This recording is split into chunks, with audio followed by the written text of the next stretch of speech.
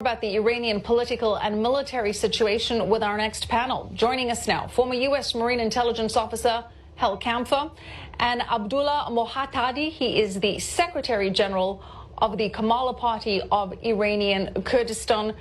Good to have you both with us.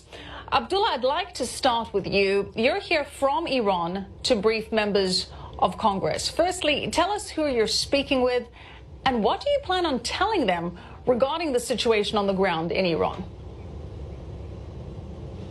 I'm coming from the region and I've come to Washington to shed some light on the realities of the Iranian society, the brutalities of this regime against its own people.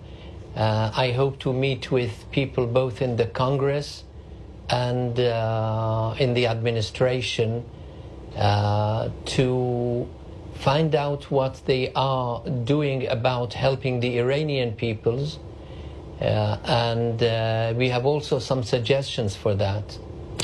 All right, Abdullah, so help us understand what the situation on the ground is, because as we all very well know, the regime has implemented an internet blackout. They're trying to keep the information from not leaving the country. What are you hearing from the ground, your sources on the ground, and you yourself has just come from the region? So what is the reality of the situation?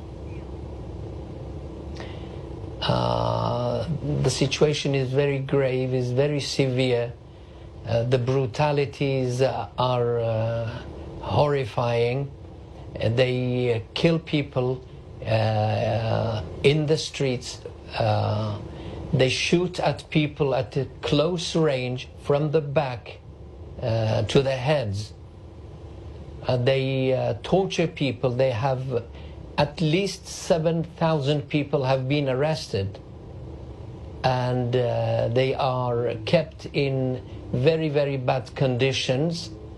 They are beaten, they are tortured, they are forced to make forced confessions, and there are thousands of people who are wounded, but they cannot dare to go to clinics because they will be arrested there, so they are just being helped by other people and other families in the country. It is very important that the international community, the United States, Europe, and other countries know about the harsh violations of human rights in my country.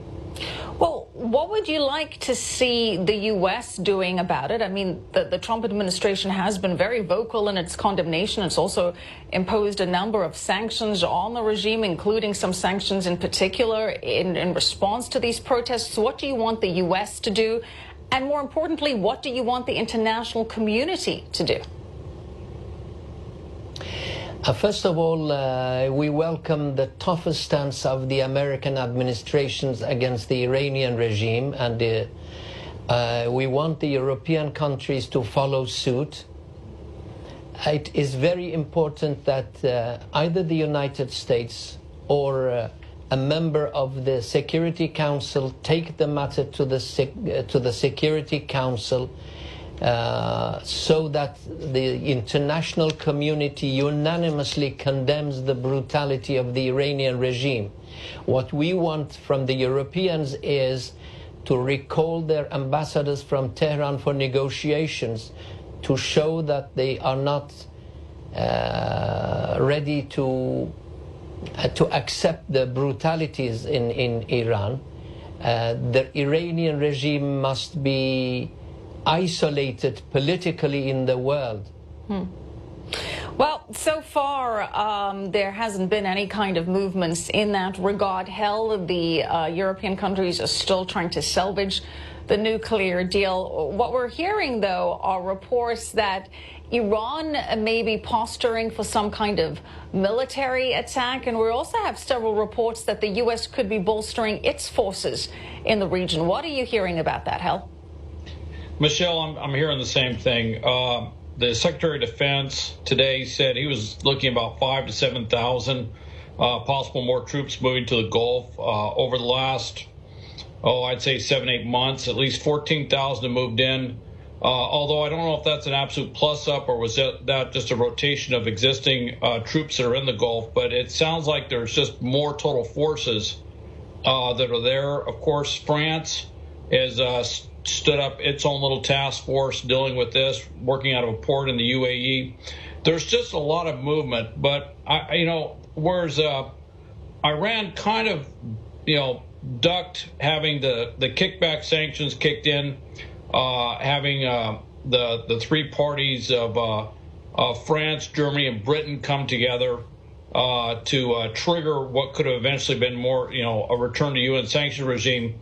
The fact that they had that meeting and the tone and the language coming out of those three countries should be a wake-up call for Iran, because at this juncture, you look at the protests on the streets, just the slaughter of Iranians and everything else, thousands being wounded, 7,000, maybe much more than that, incarcerated. I haven't seen anything like that since 1979. I mean, this dwarfs what happened in 2009. Yeah. And I don't know what this could end up being if it keeps going the direction it's going. All right, we're out of time. Thank you so much, though, Hel Kamfa, Abdullah Muhtadi. Appreciate it. We'll have you both back, of course, on this very important topic.